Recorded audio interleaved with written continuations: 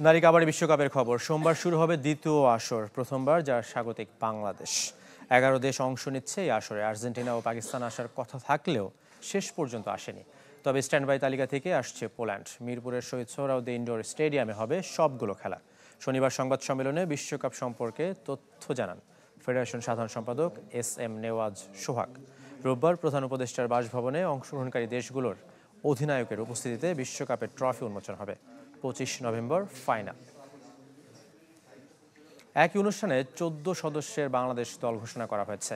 নেতৃত্বে রূপালী আক্তার। 2009 সাল থেকে কাবাডি ক্যারিয়ার শুরু করা রূপালী বিশ্বকাপের পর জাতীয় দল থেকে অবসরের ঘোষণা দিয়েছেন।